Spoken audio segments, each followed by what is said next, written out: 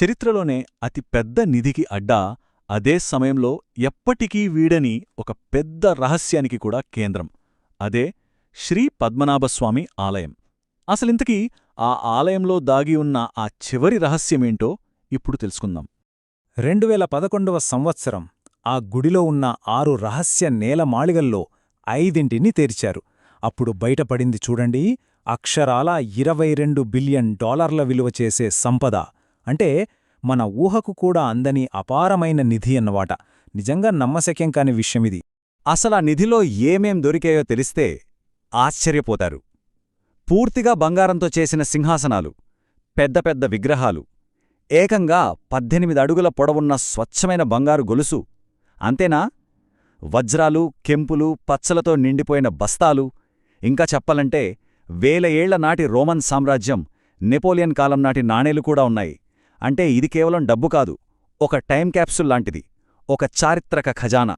ఇంత అద్భుతమైన సంపద బయటపడింది కదా, ఇక కథ అయిపోయిందనుకుంటే పొరపాటే. అసలు కథ ఇప్పుడే మొదలైంది. ఎందుకంటే ఆ 6 గదుల్లో ఒకటి ఇప్పటికీ ఈ రోజుకి తెరుచుకోకుండా మూసే ఉంది. సో ఇప్పుడు అందరి మెదళ్లోనూ ఇదే ప్రశ్న. ఆ చివరి గది, అదే నిలవరాబీ, దాని లోపల అసలేముంది? పదండి ఆ రహస్యాన్ని ఛేదించే ప్రయత్నం చేద్దాం. రైట్, ఇక అసలు విషయంలోకి వెళ్దాం. ఈ గదిని అధికారికంగా కల్లరబీ అంటారు. ఆలయం చుట్టూ ఉన్న రహస్యాలన్నింటికీ ఇదే మూలం. పరిశోధకులు ఈ గదిని తెరవడానికి వెళ్ళినప్పుడు వాళ్లకు ఒకదాని తరువాత ఒకటి 3 తలుపులు అడ్డుపడ్డాయి. మొదటిది ఒక మెటల్ గ్రిల్ డోర్, దాన్ని తెరిచారు. దాని వెనుక ఇంకో గట్టి చెక్క తలుపుంది, దాన్ని కూడా తెరిచారు. కాని ఆ మూడోది, చివరి తలుపు, అది పక్కా ఇనుముతో చేసింది. అది అస్సలు కదలలేదు, జామ్ అయిపోయింది. అయితే అందర్నీ భయపెడుతున్నా ఆశ్చర్యపరుస్తున్న విషయమేంటంటే ఆ ఇనుప తలుపు మీద పెద్ద పెద్ద నాగుపాముల బొమ్మలు చెక్కున్నాయి.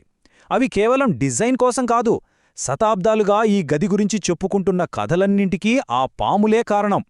ఆ నాగుపాము బొమ్మల వల్లే ఎన్నో కథలు, ఎన్నో అతీంద్రియ నమ్మకాలు పుట్టుకొచ్చాయి. ఆ గదిని సాక్షాత్తు ఆ సర్పాలే కాపాడుతున్నాయని చాలామంది నమ్మకం. ఇక్కడ మనం అర్థం చేసుకోవాల్సిన ముఖ్యమైన విషయం ఒకటుంది. ఈ డోర్కి మామూలు తాళంచెవిలాంటివి లేవట. దానికి బదులుగా దాన్ని నాగబంధం అనే ఒక పవర్ఫుల్ మంత్రంతో సీల్ చేశారని స్థానిక కథలు చెప్తున్నాయి. అంటే ఆ బంధాన్ని విప్పాలంటే సామాన్యుల వల్ల కాదన్మాట. కేవలం గొప్ప శక్తి ఉన్న ఒక సిద్ధపురుషుడు మాత్రమే పవిత్రమైన గరుడ మంత్రాన్ని జపిస్తేనే ఆ తలుపు తెరుచుకుంటుందని నమ్మకం. ఒకవేళ ఎవరైనా ఈ నమ్మకాలను కాదని బలవంతంగా ఆ తలుపును తెరిస్తే ఏమవుతుంది? కథల ప్రకారం భయంకరమైన పాములు వాళ్లమీద దాడి చేస్తాయట. కొంతమందైతే ఈ గదికి అరేబియా సముద్రానికి లింకుందని, తెరిస్తే పెద్ద వరద వస్తుందని కూడా అంటారు. అంతేకాదు, జ్యోతిష్కులు కూడా దేశానికి అరిష్టమని హెచ్చరించారు. వీటన్నింటికీ తోడు ఈ కేసుని కోర్టుకి తీసుకెళ్లిన వ్యక్తి అనుకోకుండా చనిపోవడంతో ఈ శాపం నిజమేనేమో అన్న భయాలు ఇంకా పెరిగిపోయాయి. అయితే ఇక్కడొక చిన్న క్లారిఫికేషన్. మనం ఇంటర్నెట్లో తెగ చూసే ఒక ఫోటో ఉంటుంది, పాములతో నిండిపోయిన ఒక తలుపు. అది నిజానికి ఫేక్ అని చాలామంది రీసెర్చర్స్ తేల్చి చెప్పారు. ఎందుకంటే ఆ డోర్ మీద ఫ్లూర్ డీలిస్ లాంటి సింబల్స్ ఉన్నాయి. వాటికి మన హిందూ శిల్పకళకి అస్సలు సంబంధం లేదు. సరే, ఈ కథలు, పురాణాలు పక్కన పెట్టి ఇప్పుడు నిజానిజాలేంటో చూద్దాం. ఇండియా మాజీ comptroller and auditor general Vinod Rai గారు చేసిన అధికారిక దర్యాప్తు ఈ కథను పూర్తిగా మలుపు తిప్పింది. ఆయన సుప్రీంకోర్టుకిచ్చిన రిపోర్ట్లో ఏముందంటే, నిలవరబీ 1990లో 2 సార్లు, 2002లో 5 సార్లు తెరిచినట్లుగా మా దగ్గర ఆధారాలున్నాయి. ఇది నిజంగా షాకింగ్ విషయం. చూశారా ఎంత తేడా ఉందో? ఒక పక్క శతాబ్దాలుగా ఎవ్వరూ తెరవని శాపగ్రస్త గది అని నమ్మకం. ఇంకో పక్క 1990 నుంచి 2002 మధ్యలో కనీసం 7 సార్లు ఆ గదిని తెరిచారని చెప్తున్న official records. Vinod Rai report ఇక్కడితో ఆగిపోలేదు. కేవలం గదిని తెరిచారని చెప్పడమే కాదు, అసలు విషయం ఏంటంటే ఆ గది నుంచి కొంత నిధి మాయమైందని కూడా ఆయన నివేదిక తేల్చింది. లెక్కల ప్రకారం ఏకంగా 769 బంగారు కుండలు కనిపించడం లేదట. వాటి బరువు ఎంతో తెలుసా? సుమారుగా 776 కిలోల బంగారం. ఇక దాని విలువ అక్షరాల 186 కోట్ల రూపాయలు. ఇది చాలా పెద్ద మొత్తం. సో ఈ మొత్తం వ్యవహారం ఇప్పుడొక పెద్ద వివాదంగా మారింది. ఒకవైపు ప్రజల నమ్మకాలు, మరోవైపు లెక్కలు, జవాబుదారీతనం. ఈ విషయంలో ప్రధానంగా 3 వర్గాలున్నాయి.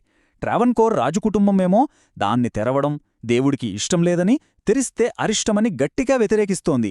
కాని ఆడిటర్లు, పిటిషనర్లేమంటున్నారంటే పారదర్శకత కోసం, అసలు లోపల ఏముందో తేలడం కోసం దాన్ని తెరిచి తీరాలి అంటున్నారు. ఇక సుప్రీంకోర్టు ఇది చాలా సున్నితమైన మతపరమైన అంశం కాబట్టి ప్రస్తుతానికి ఎలాంటి నిర్ణయం తీసుకోలేదు. ఈ వివాదం కొత్తదేం కాదు. 1991లో ట్రావెన్కోర్ రాజు మరణంతో మొదలైంది. 2011లో నిధి బయటపడటం, 2014లో ఆడిట్ రిపోర్ట్ రావటం, 2020లో సుప్రీంకోర్టు తీర్పు ఇవ్వటం, ఇలా దశాబ్దాలుగా నడుస్తూనే ఉంది. కాని ఆ కల్లరాబీ విషయం మాత్రం ఇప్పటికీ ఎటూ తేలలేదు. అందుకే ఇప్పుడు మన ముందు 3 ప్రశ్నలు మిగిలాయి. ఆ కల్లలబీ లోపల నిజంగానే మనం ఊహించలేని నిధి ఉందా, లేక దాన్ని కాపాడే దైవిక శాపముందా, లేదా ఇదంతా ఇప్పటికే కొల్లగొట్టిన గది నిజాన్ని దాచిపెట్టడానికి అల్లిన ఒక పెద్ద కథ?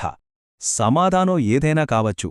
కాని ప్రస్తుతానికైతే ప్రపంచంలోనే అత్యంత ధనిక దేవాలయం యొక్క ఆ చివరి రహస్యం ఆ ఒక్క తలుపు వెనుకే దాగి ఉంది.